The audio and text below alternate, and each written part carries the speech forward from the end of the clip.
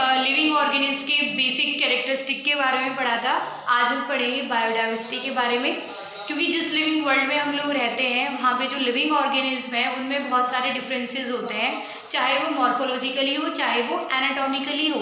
Morphologically का मतलब होता है कि जब हम किसी भी ऑर्गेनिज्म को एक्सटर्नली देखते हैं तो हम उसको मॉर्फोलॉजिकल कैरेक्टरिस्टिक बोलते हैं, और अगर हम इंटरनल स्ट्रक्चर की बात करते हैं तो हम उसको एनाटॉमी के नाम से जानते हैं।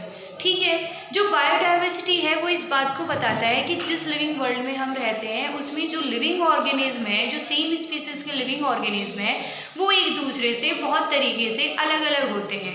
वो सिमिलर होते हैं बट वो आइडेंटिकल नहीं होते। सिमिलर होने का मतलब ये है कि जो उनकी कैरेक्टरिस्टिक जो है वो उनकी सेम होती है, लेकिन ऐसा नहीं होता कि वो एक दूसरे के एग्जैक्ट कॉपी होते हैं। ठीक है, हम जो है एक ऑर्गेनिज्म को दूसरे ऑर्गेनिज्म से हम जो है उसको सेपरेट कर सकते हैं। जैसे हम ह्यूमन बींग्स हैं तो ह्यूमन बींग्स में अलग अलग लोग होते हैं, तो हम जो है हम पहचान लेते हैं कि जो ये ह्यूमन बींग है वो दूसरे ह्यूमन बींग से डिफरेंट है। ठीक है, तो जो बायोडाइवर्सिटी है वो कंसाइज फॉर्म है, वो शॉर्ट फॉर्म है किसकी? बायोलॉजिकल डाइवर्सिटी की। बायोलॉजिकल डाइवर्सिटी को शॉर्ट फॉर्म में बायोडाइवर्सिटी बोलते हैं। जो बायोलॉजिकल डाइवर्सिटी को जो शॉर्ट फॉर्म बायोडाइवर्सिटी जो दिया गया था वो दिया था वॉल्टर जी रोजन ने। कब दिया था? 1986 में। ठीक है, अब क्या हुआ कि इतने सारे लिविंग ऑर्गेनिज्म थे, इतने डिफरेंट लिविंग ऑर्गेनिज्म थे, तो इनका नाम होना भी बहुत ज़्यादा ज़रूरी था। तो टेक्सोनॉमी एक ऐसी बायोलॉजिकल साइंस है जो किसी भी ऑर्गेनिज्म को आइडेंटिफाई, उसको नाम देना प्लस उसको क्लासीफाई करना, ये एक ऐसी बायोलॉजिकल साइंस है जिसमें हम जो नाम देते हैं, नाम देने से पहले हमें 3 पार्ट में उस काम को डिवाइड करना होता है। पहले हमें आइडेंटिफाई करना होता है कि भाई जो लिविंग ऑर्गेनिज्म है वो प्लांट है, एनिमल है, ह्यूमन बींग्स है, क्या है। ठीक है, जब हम उसको आइडेंटिफाई कर लेते हैं तो हम उसको फिर उसका नाम रख देते हैं कि ये जो है मतलब ये कैट है या ये डॉग है, ठीक है ना, ये दिस पर्सन का अलग नाम है, दूसरे पर्सन का अलग नाम है। फिर क्लासीफाई हम कर देते हैं कि क्लासीफाई हम इस बेस पे करते हैं कि भाई जिसकी सिमिलर कैरेक्टरिस्टिक है। फॉर एग्जांपल आप लोग हो, आप 11th क्लास के स्टूडेंट हो कि भाई जो अभी जिस 10th के एग्ज़ाम दे के आए हैं अभी 11th क्लास में आएंगे तो हमने इनको 11th में कर दिया। 12th वाले बच्चे हैं वो अलग उनको क्लासीफाई किया हुआ है। ठीक है, जो हम आगे जो है अच्छे से डिस्कस करेंगे। तो टेक्सोनॉमी क्या होती है? एक बायोलॉजिकल साइंस होती है जो डील करती है आइडेंटिफिकेशन, नोमेनक्लेचर और क्लासिफिकेशन के साथ। ठीक है, जो टेक्सोनॉमी जो है, टेक्सोनॉमी को जो कराते हैं उनको हम बोलते हैं टेक्सोनोमिस्ट। जो टेक्सोनोमिस्ट होते हैं ये वो पर्सन होते हैं जो किसी भी लिविंग ऑर्गेनिज्म को साइंटिफिक नेम प्रोवाइड कराते हैं। साइंटिफिक नेम प्रोवाइड कराना क्यों ज़रूरी है? जब इनके कॉमन नेम होते थे तो साइंटिफिक नेम प्रोवाइड कराना एक नई स्ट्रेटजी क्यों लाई गई, भाई क्यों काम बढ़ाया गया?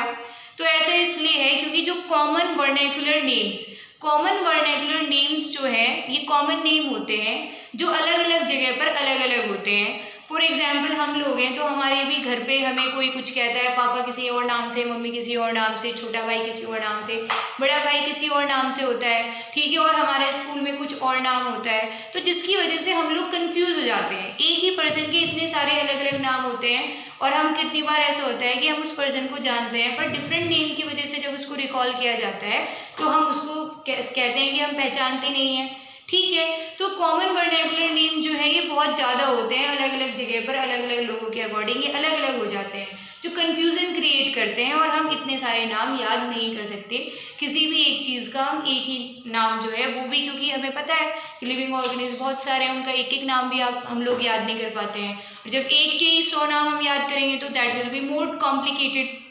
तो इसी वजह से टेक्सोनोमिस्ट ने क्या किया कि हर एक लिविंग ऑर्गेनिज्म का एक साइंटिफिक नेम रखा कि ऑल ओवर वर्ल्ड में, चाहे आपको उसके कॉमन नेम पता हो या ना पता हो, पर साइंटिफिक नेम अगर हमें पता है तो हम कंफ्यूज नहीं होंगे और जो है ये जो प्रॉब्लम है ये सॉल्व हो जाएगी।